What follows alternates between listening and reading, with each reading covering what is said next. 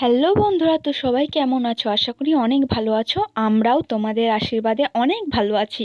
তো চলে এলাম নতুন একটা ভিডিও নিয়ে। তো চলো শুরু করা যাক। এটা ছিল নবমী দিনের ব্লগ। সবাইকে জানাই শুভ নবমী। তো এটা নবমী ব্লগ বলবো নাকি ট্রাভেল ব্লগ বলবো, আমি তো সেটাই বুঝতে পারছি না, কারণ সারা দিন আমরা ট্রাভেল করে গেছি। তো আজ আমরা এমন একটা জায়গায় যাচ্ছি যে সেই জায়গাটা আমার বর আর আমি জীবনে এই প্রথমবার যাচ্ছি। মানে আমার বর জন্মের পরও এই প্রথমবার যাচ্ছে। আমরা জায়গাটা কোনো দিনই জানি না কোথায় জায়গাটা। তো সেই জায়গাটা অবশ্যই বলবো, তোমরা ব্লগটা দেখতে থাকো।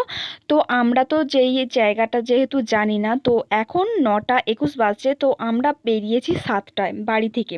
তো বাসে যাচ্ছি এখন আমার ছোট মাসির শাশুড়ির বাড়ি, কারণ ছোট মাসির শাশুড়ির বাড়িতে কিন্তু রয়েছে আমার বরের দাদু, মামা দাদু, আমার দাদা, মামা দাদা শ্বশুর আর কি সম্পর্কে হচ্ছে। তো সেখানে রয়েছে আমার ছোট মাসির শাশুড়ির বাড়িতে। তো ওখান থেকে দাদুকে নিয়ে যাব আমরা যেই জায়গায় গন্তব্যে সেখানে যাব। তো কোথায় যাচ্ছি তো সেটাও আমি তোমাদের সাথে বলবো, অবশ্যই বলবো। তো এখন আমরা ছোটো মাসির শাশুড়ির বাড়ি থেকে হয়ে খাওয়া দাওয়া করে আমরা কিন্তু এখন এখানে ক্ষীরপাইয়ের মোড়েতে দাঁড়িয়ে আছি। কারণ ক্ষীরপাইয়ের মোড়ে এখান থেকে আমরা বাস ধরে, এই যে এখানে বাস ধরে নিয়েছি, বাস ধরে নিয়ে আমরা চন্দ্রকোনা রোড পর্যন্ত যাব। তো চন্দ্রকোনা রোড যাবার পথে দেখছো এত সুন্দর একটা পোল দেখতে পেলাম, যেটা খুব সুন্দর ছিল। আর এটা একটা বিশাল বড় ব্রিজ, যেটার নিচে দিয়ে ট্রেন যায় আর উপর দিয়ে বাস। তবে এই দিকে বাস যায়, ওদিকেও বাস যায়, কিন্তু খুব সুন্দর লাগছিল। আমি মানে এনজয় করতে করতে গেছি। আর যে সারাটা দিন লেগে যাবে এটা আমার চিন্তাভাবনার বাইরে ছিল।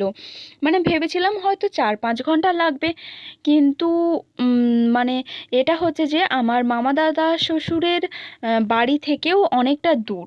তো কোথায় যাচ্ছি সেটা আমি বলে দিই। আমরা যাচ্ছি মেদিনীপুর। প্রপার মেদিনীপুর নয়, কিন্তু আমরা যাচ্ছি মেদিনীপুর।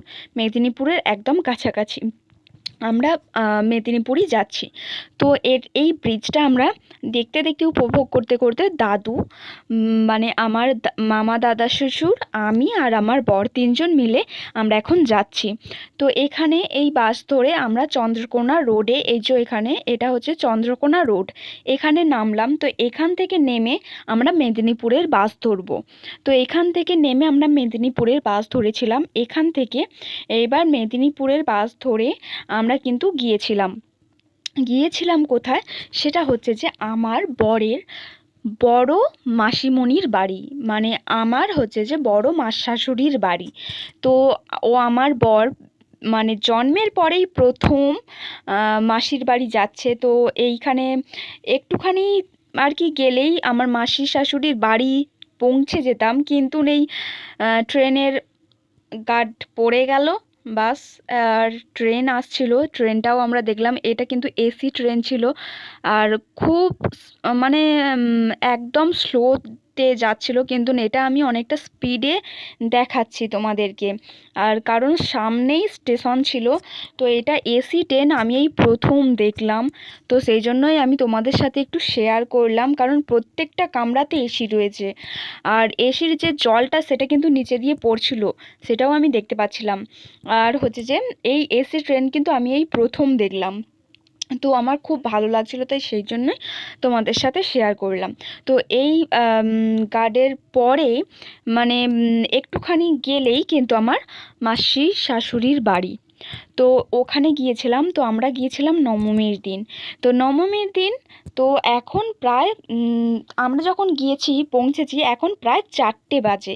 তো 4টে যখন বাজে দেখো বাড়িটা, মানে বাড়িতে পৌঁছেছি, আর দেখো মেঘের অবস্থা কী রকম খারাপ করেছে।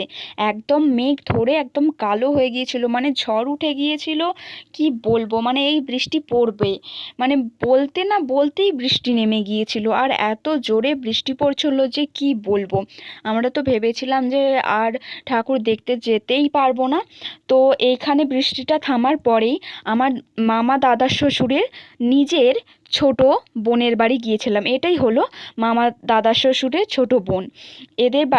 ওনাদের বাড়ি থেকে এসে আমরা রেডি হয়ে কিন্তু ঠাকুর দেখতে বেরিয়ে পড়েছিলাম। এটা হলো প্রথম ঠাকুর দেখেছিলাম। আমরা কিন্তু টোটোয় করে ঠাকুর দেখতে বেরিয়েছিলাম, কারণ এত বৃষ্টি হয়েছিল যে হাঁটার তো কোনো অবস্থাই দেখতে পাচ্ছিলাম না। তো এটা হলো দ্বিতীয় নম্বর। আর তৃতীয় নম্বর হলো এটা। তো এখানে আরতি হচ্ছিল, তো আমরা এখানে অনেকক্ষণ ছিলাম। তো এখান থেকে আমরা আরেক জায়গায় গিয়েছিলাম, সেটা কি নাম ছিল আমি ঠিক মনে পড়ছে না, কি গোখরো টাইপের এইরকম একটা কিছু একটা নাম ছিল। তো এখানে আরতি হচ্ছিল বলে আমরা অনেকক্ষণ রয়ে গিয়েছিলাম। তো তারপরে এই মন্দিরটায় এসেছিলাম, এইখানে দুর্গা মন্দিরেতে। এই দুর্গা মন্দিরের পাশেই কিন্তু অনুষ্ঠান হচ্ছিল। তো অনুষ্ঠান আমরা দেখিনি, কিন্তু তার আগেই চলে এসেছিলাম। আর এখানের কিন্তু মা দুর্গাকে কিন্তু সোনা দিয়ে সাজানো হয়েছিল, তাই সবসময় গার্ড ছিল। আর এই দুর্গা ঠাকুরটা নাকি খুব পুরনো, মানে অনেক বছরের দুর্গা ঠাকুর। আর এখানে কিন্তু কীর্তন হচ্ছিল, কীর্তন নাকি প্রায় দিনই কীর্তন হয়। আর এই দুর্গা ঠাকুর মন্দিরের পাশেই একটা কালী মন্দির ছিল।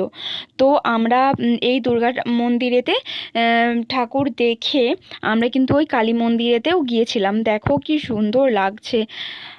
মায়ের কাছে একটাই প্রার্থনা করি, সবাইকে সবাইকে ভালো রেখো, বাস এতটুকুনিই চাই। আর আর কি বলবো, তো দেখো এই কালী মন্দিরের কাছে গিয়েছিলাম। তো মা কালী সবাইকে রক্ষা করো, এটাই আমি প্রার্থনা করি।